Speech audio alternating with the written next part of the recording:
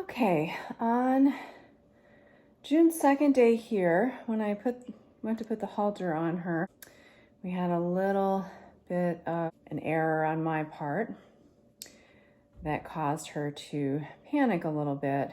And in that moment, I really had to hang on to her and not let go, because I could not let her learn that she could break free from the halter. Their number one lesson in life is to learn that when that halter's on and it's attached to a human at the end of a lead rope, they are to follow, period.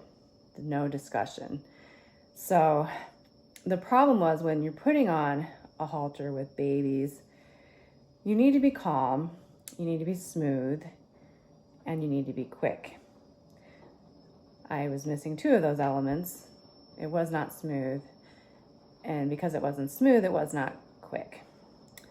And the problem was this is very flimsy, and it collapsed. Like, I went to put it on, and it got kind of fell in and got caught on her nose, and I was trying to pick it up over her nose, and she panicked. She was already in a heightened state of arousal. It was her second day here.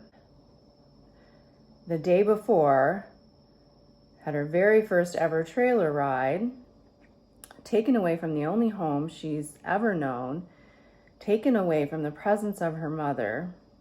So on day two, she was still quite stimulated, but I had her in the paddock area and Fina in a stall so they could get to know each other. It looked like they were going to get along. So I wanted to go ahead and get them turned out. It was a Sunday, and I was going to be home all day and be able to be around. And while I had the feeling that Fina was going to be okay with June, I didn't know for sure. And because of that, the breeder, Beth Meyer, actually recommended that I put a short lead rope on the end of the halter in case there's an emergency and I needed to grab on. And I was in agreement with that. I thought that was a really, really great idea.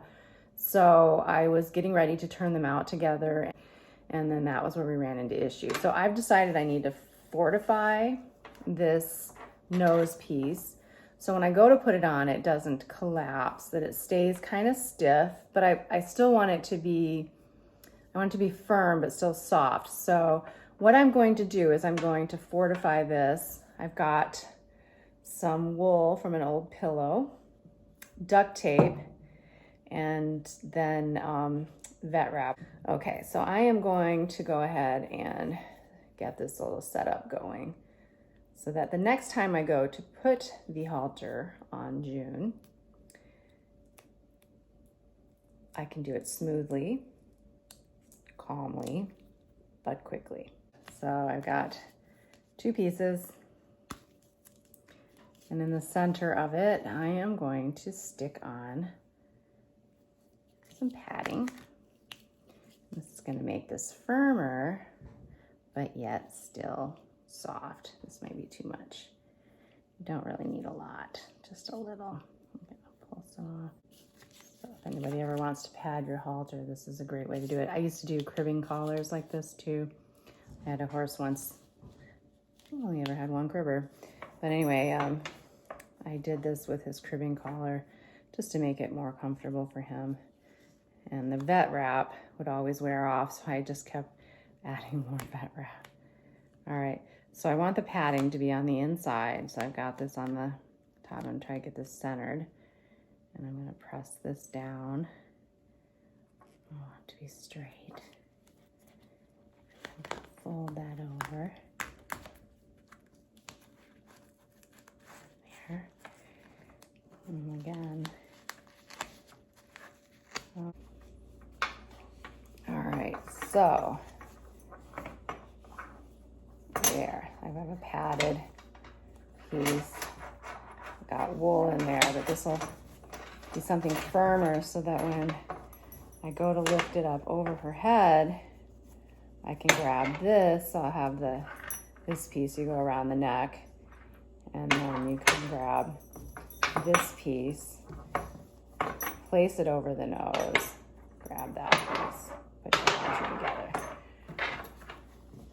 All right, and then the last bit.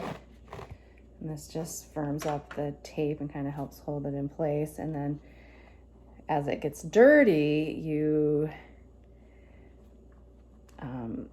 what you do is you just add a new layer of that wrap. This just makes it a little neater.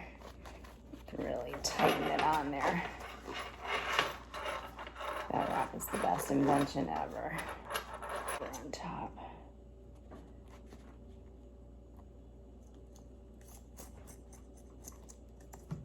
Before I drop that down, I like to peel my edges in so it's easy the next time I need to use it. And then I'm just gonna, the beauty of that wrap, it just smooths right on. All right, so there.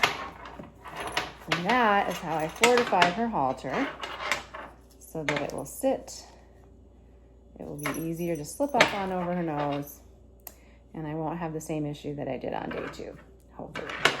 So I really like to try to avoid those kind of circumstances, not have any bad experiences for my horses ever. And sometimes for safety, you have to be tougher than you really want to be sometimes. But I don't like having to do that. So avoidance is usually best. So that, hopefully the next time I will bring you with me, and hopefully it goes better the next time I put the halter on her.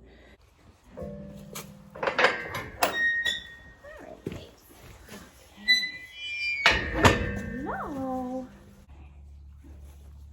That's fortified, so it's going to slip on her nose easier. I'm just going to be in and out really quick today. There. Here we go. Yes. Go. Up over your nose. Good girl. And we're going to go like that. We're going to sniff that up. What a good girl. Is that way better? Yeah. What a good baby.